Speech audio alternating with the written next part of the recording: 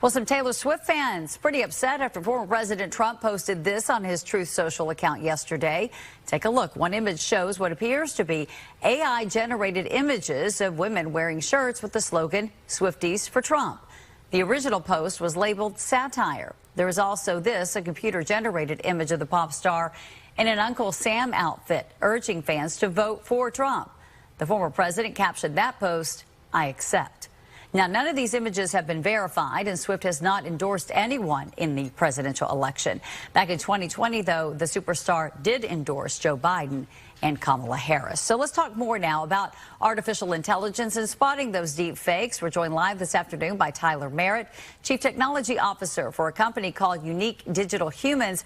That's a platform known for its creation of lifelike digital characters. So my first question to you is, are you concerned when you see a post like this from the former president and the amount of traction it's received? Absolutely. Deep fakes can be very concerning. UneeQ does not use the deep fake technique. We use CGI, so characters more like you would see in a Marvel movie. For instance, characters that look real but you know are not.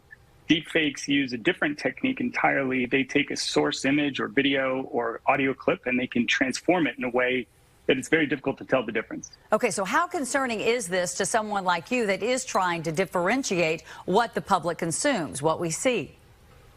The messaging needs to be that people should trust the content that they're interacting with. And so when people are talking to machines, talking to AI, they should know. So UneeQ's premise on digital humans is that it's very clear our characters are artificial. They look like people, but you immediately know they're not, whereas deep fakes confuse. And that's absolutely damaging for our trust in the messages that we're being communicated to. Yeah, especially during a presidential election.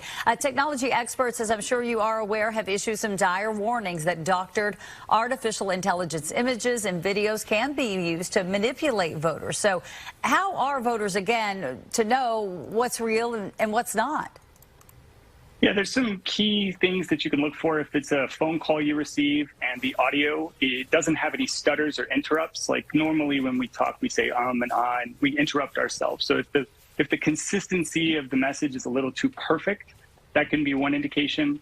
In images, for instance, you might look in the background for something that's a little bit blurry or fictitious. Cameras will capture everything exactly as it is. So when it's generated, you can see some artifacts. And with videos, one of the surprising things is that these video generation techniques can't really do the chin to the neck, so it kind of looks pushed in. If you see something on video and the head moves and you see a little bit something odd around that lower third of the face, that can be a clue. Yeah, those are great indications, but the fact of the matter is that most people don't see all of that. They don't take the time to see it.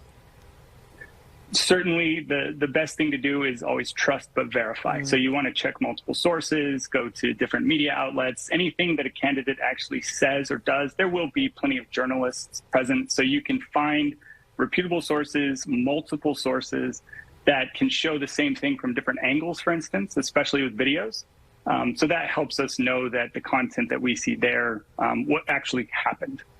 Tyler, I want to go back to what you and your company do and talk a little bit more about the steps that you take to make sure that employees and consumers know that they're talking to something that actually, or engaging with something that was created with an AI animated system, because that's really important. But more importantly, why don't you just use a real human being instead of an AI generated one?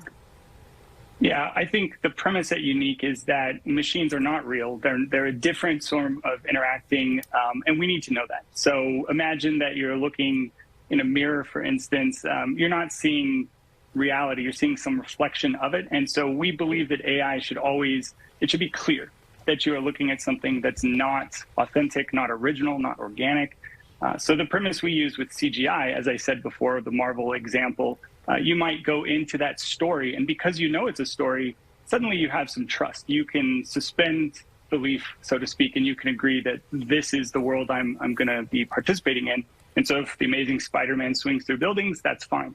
But we all know that that's not real. There should be no confusion. I think this is the key premise, that the deepfake technique creates confusion. It undermines candidates' right to communicate truthfully what they actually think. We shouldn't be manipulating anybody's message, and if we do, it's unsurprising that people would be confused. Yeah, it does so on purpose as well. All right, well, really appreciate your time this afternoon, Tyler. Thanks so much for coming on the show. Thank you very much.